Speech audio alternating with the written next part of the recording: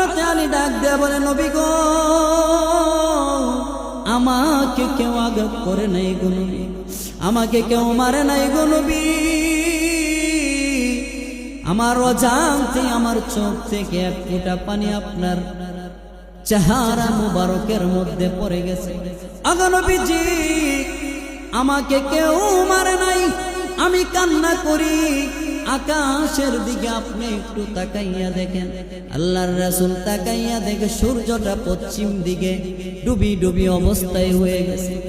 আল্লাহর রাসূল বুঝার কোনো বাকি নাই। আল্লাহর রাসূল ডাক দেয়া বলে, আমার আলী আসরের নামাজ পড়তে পারে নাই বিদায় কান্না করতেছে। আল্লাহর রাসূল ডাক দেয়া বলে, আরে আলী, তুই কি আমারে ইব্রাহিম পয়গম্বর পেয়েছিস? তুই কি আমারে ঈসা রূহুল্লাহ পেয়েছিস? তুই কি আমারে আদম নবী পেয়েছিস? আরে আলী, চিন্তার কোনো কারণ নাই, আমি হলাম রাহমাতাল লিল আলামিন। আল্লাহর নবী সূর্যের দিকে শাহাদাত আঙ্গুল দ্বারা ইশারা করে বলে, এরে সূর্য, আমার আল্লাহর হুকুমে আমি শেষ নবী, আমি আখিরি পয়গম্বর। আমার আলী আসরের নামাজ পড়ে নাই, আমিও আসরের নামাজ পড়ি নাই। আল্লাহর হুকুমে আমি নবী ইশারা করতেছি। আমার ইশারাতে তুই আসরের টাইমটা যেখানে থাকার কথা, তুই সূর্যটা ওইখানে চলে আয়। আল্লাহর নবী হুকুম দেওয়ার সঙ্গে সঙ্গে সূর্যটা আসরের নামাজের সময়ের জায়গায় চলে আসছে। সুবহানাল্লাহ। হযরত আলী ডাক দেয়া বলে, আরে পৃথিবীর মানুষ, তাকাইয়া দেখো,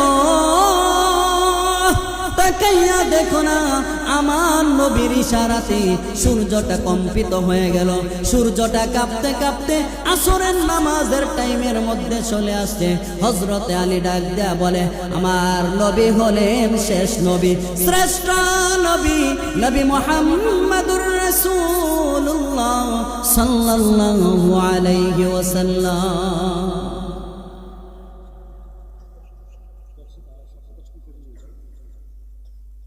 ঠিক আছে ইনশাআল্লাহ। আল্লাহর নবীর ইশারায়, আল্লাহর নবীর ইশারাতে সূর্যটা কম্পিত হয়ে গেল। সূর্যটা একবারে আসরের নামাজের সময়ের জায়গায় চলে আসছে। আল্লাহর নবীকে আমার রব্বে কারীম আমাদের জন্য, আপনাদের জন্য রাহমাতাল লিল আলামিন হিসাবে প্রেরণ করেছে। প্রমাণ হলো কোরআন। আল্লাহ কোরআনে বলেন, ওয়ামা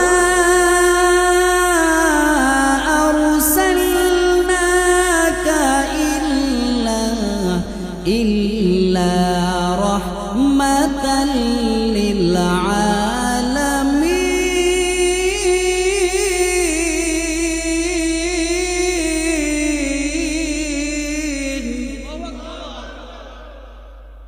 আমার নবী, বিশ্ব নবী রাহমাতুল লিল আলামিন কে আপনার আমার জন্য রাহমাতাল লিল আলামিন হিসাবে প্রেরণ করেছে। সুবহান।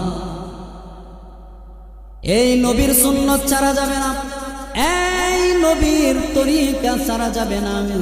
আল্লাহর নবীকে যদি মোহাব্বত না করেন, নবীর সুন্নত যদি আপনি আগলে ধরে না রাখেন, তাহলে জান্নাত পাবেন না। হাশরের ময়দানে একমাত্র ক্ষমতা দিবি আপনার আমার নবীকে। আমার আল্লাহ ডাক দেয়, আমার নবী গো, আদম নবী থেকে ঈসা নবী পর্যন্ত কাউকে হাশরের ময়দানে টু শব্দ করার জন্য আমি আল্লাহ অনুমতি দেব না, কিন্তু একমাত্র আপনি নবীকে অনুমতি দেব সুপারিশ করার জন্য উম্মতের জন্য। সুবহান। আল্লাহর নবী এখানেই শেষ নয়। আল্লাহ রব্বুল আলামিন বলেন, আপনাকে আরো নিয়ামত দান করব। নিয়ামত হলো, ইন্না আ'তাইনাকাল কাউসার ফাসাল্লি লিরাব্বিকা ওয়ানহার ইন্না শানিআকা হুয়াল আবতার। আল্লাহু আকবার। এই হাশরের ময়দানে আল্লাহ নবী হাউজে কাউসারের মালিক হবে। তার গুনাহ গুনাহগার উম্মতদেরকে হাউজে কাউসারের পানি পান করানোর জন্য দাঁড়ায় থাকবে।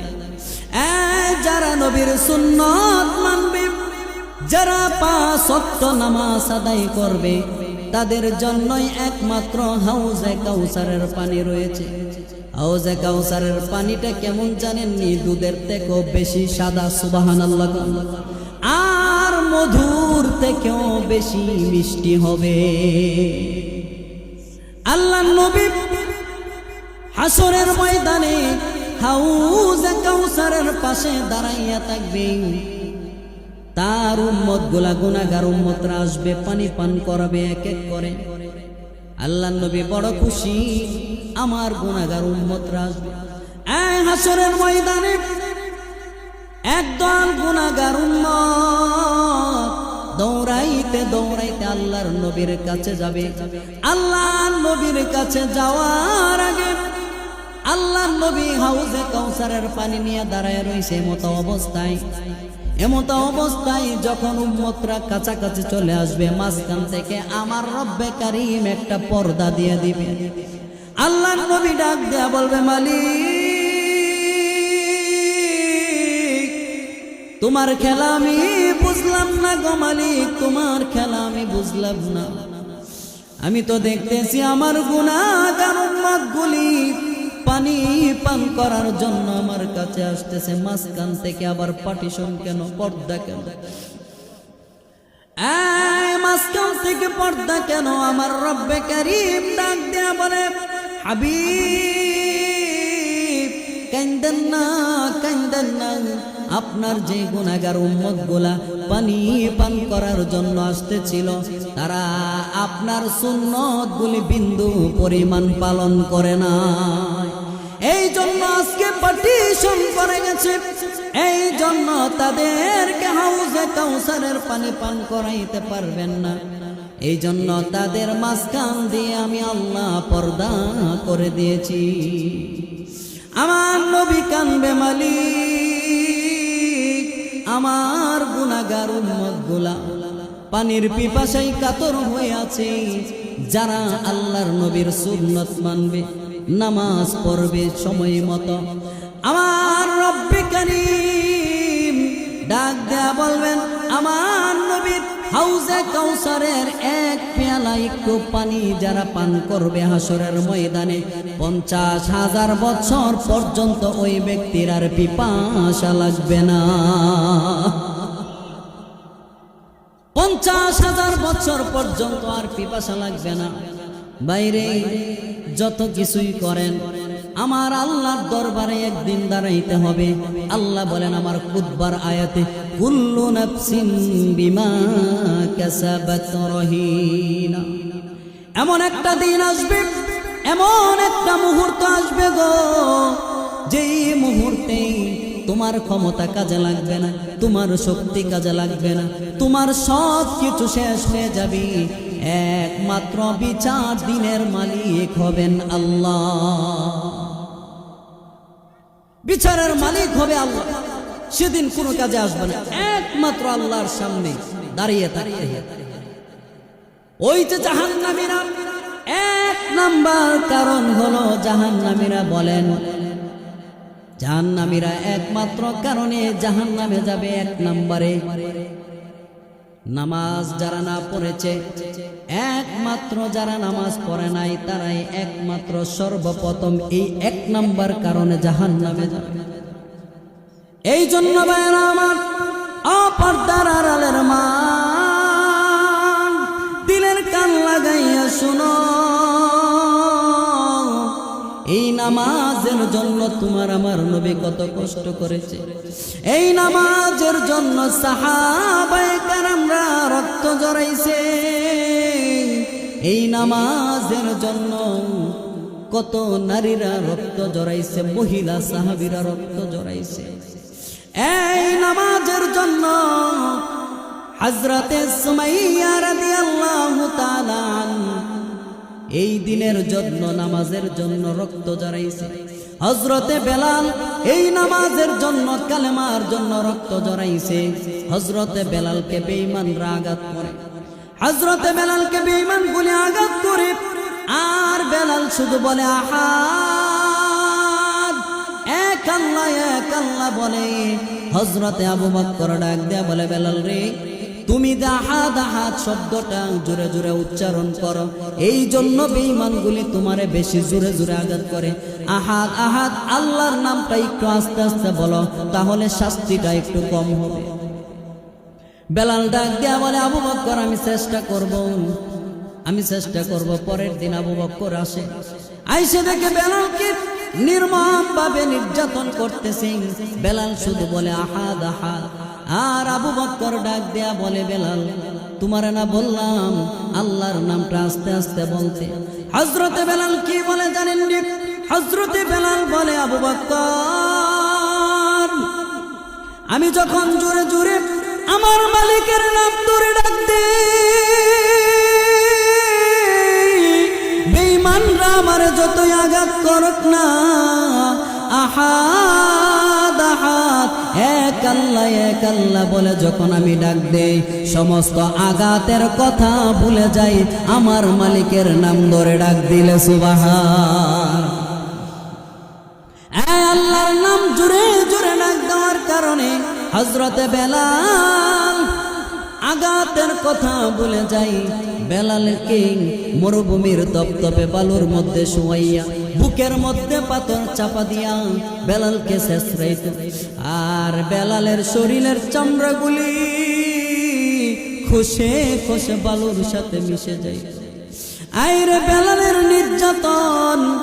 হযরতে ওমর ডাক দেয়া বলে, খাব্বাব গো, জানোনি দ্বীনের জন্য, ইসলামের জন্য কে সবচেয়ে বেশি কষ্ট করেছে? হযরতে খাব্বাব ডাক দেয়া বলে, ওমর গো আমি তো জানি না। হযরতে ওমর ডাক দেয়া বলে, দ্বীনের জন্য, ইসলামের জন্য সবচেয়ে বেশি কষ্ট করেছে হযরতে বেলাল। হযরতে বেলাল বেশি কষ্ট করেছে। হযরতে খাব্বাব চোখ দিয়ে অজস্র পানি জড়াই আর ডাক দেয়া বলে, ওমর গো আপনি দি বেলালের নামটা বললেন, আমার নামটা দি বললেন না। হযরত ওমর ডাক দেয়া বলে, আমি তো বেলালের ইতিহাস জানি, তোমার ইতিহাস তো জানি না। দ্বীনের জন্য, কালেমার জন্য তুমি কতটুকু কষ্ট করেছো। হযরতে খাব্বাব ডাক দেয়া বলে, ওমর দ্বীনের জন্য, কালেমার জন্য কতটুকু কষ্ট আমি খাব্বাব করছি এটা আমার মুখে বলতে হবে না। আমার কোমরটা আমি খুলে আপনাকে দেখাচ্ছি, আমার কোমরটাই দেখলে আপনি বুঝতে পারবেন।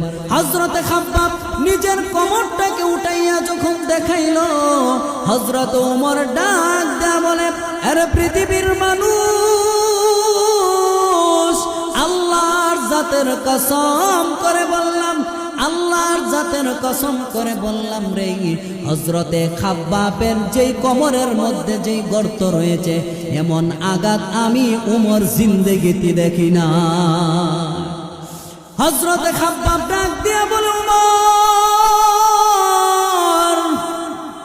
বেঈমানগুলি আমাকে হাত পা গুলা বেঁধে, বেঈমানগুলি আমাকে এমন ভাবে নির্যাতন করেছে, গরম লোহা গরম করে করে আমার মাজা দিয়ে এমন ভাবে আঘাত করেছে, আমার মাজায় আঘাত করে আর বলে, মুহাম্মাদের কালেমা ছাড়, মুহাম্মাদের কালেমা ছাড়। আর ডাক দেয়া বলে, খাব্বাব রে, মুহাম্মাদের কালেমা যদি ছেড়ে দিস তাহলে বেঁচে যাবে, তাহলে বেঁচে যাবে। আর যদি মুহাম্মাদের কালেমা না ছাড়স রে, তাহলে তোর জীবন শেষ করে দিব। হযরত খাব্বাব ডাক দেয়া বলে, আরে বেঈমান, আল্লাহর নবীর কসম করে বললাম, আল্লাহর কসম করে বললাম, আমাকে যদি কালেমার জন্য মারতে মারতে দুনিয়া থেকে যদি আমারে বিদায় করে দেস, তারপরও আমি